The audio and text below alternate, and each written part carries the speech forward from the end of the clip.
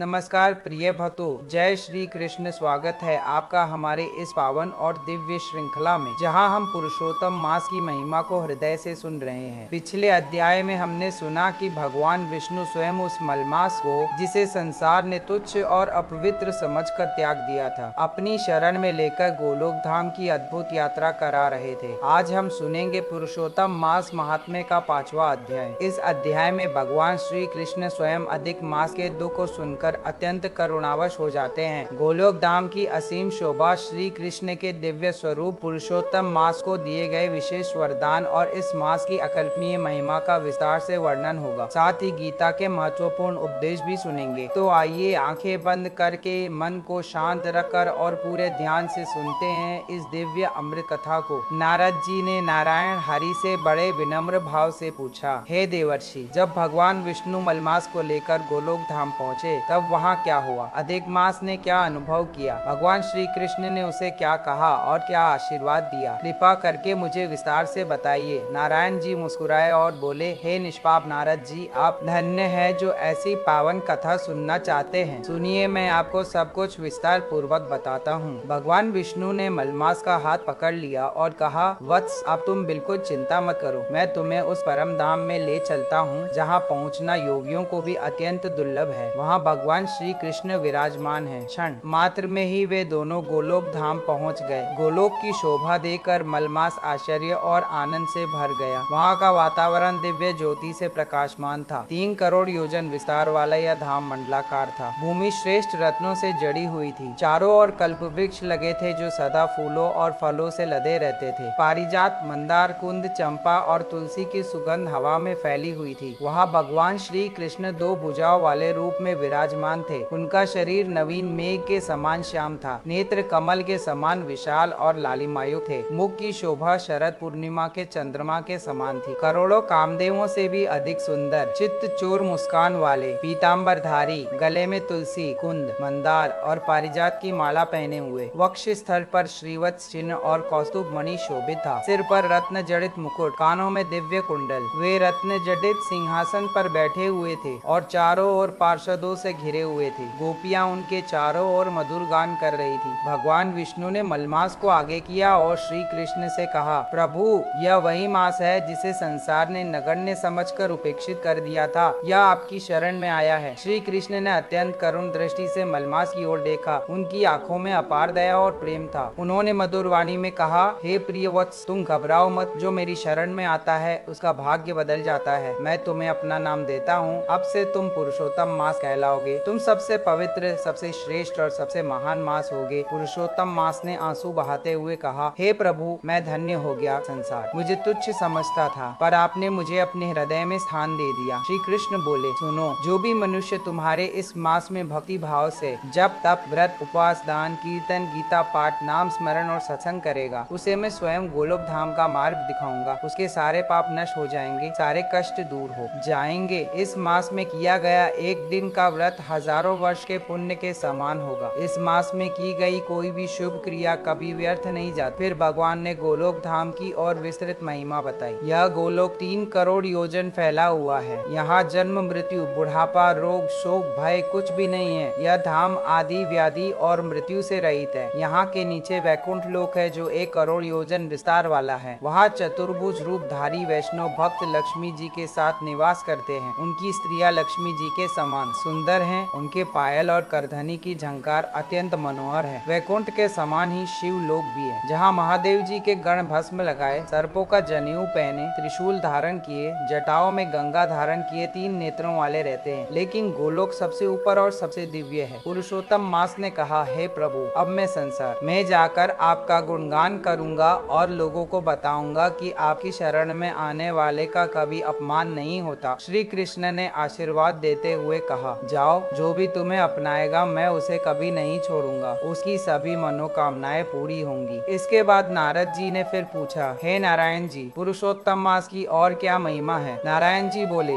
इस मास में मंदिर निर्माण, दीपदान, ब्राह्मण भोजन, गीता पाठ, विष्णु सहस्त्र नाम पाठ करने वाला व्यक्ति साक्षात विष्णु लोक को प्राप्त होता है। इस मास का महत्व अत्यंत गहरा है। फिर कथा भगवद गीता की ओर बढ़ी। संजय बोले, हे राजन, अर्जुन शोक और व्याकुलता से भरे हुए थे। उनके नेत्र नेत्र आंसुओं से भरे थे। तब भगवान मधुसूदन ने उनसे कहा। श्री कृष्ण बोले, अर्जुन, इस विषम परिस्थिति में तुम्हें ये कायरता कहाँ से प्राप्त हुई? ये तो श्रेष्ठ पुरुषों के योग्य नहीं है। स्वर्ग और कीर्ति देने वाला ये युद्ध है, इसलिए नपुंसकता त्याग दो, हृदय की दुर्बलता छोड़कर युद्ध के लिए खड़े हो जाओ। अर्जुन बोले, हे मधुसूदन, भीष्म पितामह और द्रोणाचार्य जैसे पूज्य गुरुजनों के विरुद्ध मैं कैसे बाण चलाऊं? उन्हें मारकर इस लोक में क्या भोगूंगा? हम नहीं जानते कि हमारे लिए क्या श्रेष्ठ है। हम जीतेंगे या वे जीतेंगे यह भी पता नहीं, इसलिए मैं आपकी शरण हूँ, मुझे सही मार्ग बताइए। संजय बोले, तब भगवान श्री कृष्ण ने हंसते हुए कहा। श्री कृष्ण बोले, अर्जुन, तुम शोक करने योग्य के लिए शोक कर रहे हो। पंडित जन न मरे हुए के लिए शोक करते हैं और न जीवितों के लिए। आत्मा नित्य है, अविनाशी है। जैसे इस देह में बाल्यावस्था, युवावस्था और वृद्धावस्था आती है, वैसे ही आत्मा एक शरीर से दूसरे शरीर को प्राप्त होती है। धीर पुरुष इसमें मोहित नहीं होता। शीत उष्ण सुख दुख क्षणभंगुर है, इन्हें सहन करो। जो सुख दुख को समान समझता है वही योगी है। असत का अस्तित्व नहीं, सत का कभी अभाव नहीं। इस अविनाशी आत्मा को जानो जिससे सारा जगत व्याप्त है। शस्त्र इसे नहीं काट सकते, आग नहीं जला सकती, जल नहीं गला सकता, वायु नहीं सुखा सकता। यह नित्य सर्वव्यापक अचल और सनातन है। जैसे मनुष्य पुराने वस्त्र त्याग कर नए पहनता है, वैसे ही आत्मा पुराने शरीर को छोड़कर नए शरीर को धारण करती है। इसलिए शोक मत करो। हे अर्जुन, अपना धर्म देखो। क्षत्रिय के लिए धर्मयुक्त युद्ध से बढ़कर कोई कल्याणकारी मार्ग नहीं। यदि तुम युद्ध नहीं करोगे तो अकीर्ति पाओगे, जो मरण से भी बदतर है। कर्म करने का अधिकार तुम्हें है, फल की इच्छा मत करो। निष्काम कर्म योग में लगो, सिद्धि और असिद्धि में समान रहो, यही बुद्धि योग है। जो पुरुष सब कामनाएं त्याग देता है, राग द्वेष से मुक्त हो जाता है, इंद्रियों को वश में कर लेता है, उसकी बुद्धि स्थिर हो जाती है। जैसे समुद्र में नदियों का जल आकर मिल जाता है पर समुद्र अचल रहता है, वैसे ही स्थिर बुद्धि वाला पुरुष भोगों से विचलित नहीं होता। ऐसे योगी ब्रह्म को प्राप्त कर लेता है और अंतकाल में भी ब्रह्मानंद में लीन हो जाता है। भक्तों, इस प्रकार पुरुषोत्तम मास महात्म्य के 5वें अध्याय में हमने देखा कि कैसे भगवान ने तुच्छ समझे गए मास को पुरुषोत्तम बना दिया और उसे असीम महिमा प्रदान की। जो इस कथा को सुनता है, पढ़ता है या दूसरों को सुनाता है, वो भगवान श्री विष्णु और श्री कृष्ण के परम धाम को प्राप्त होता है। अगले अध्याय में हम और भी अद्भुत लीला सुनेंगे। जय श्री कृष्ण, जय पुरुषोत्तम मास, जय श्री हरि।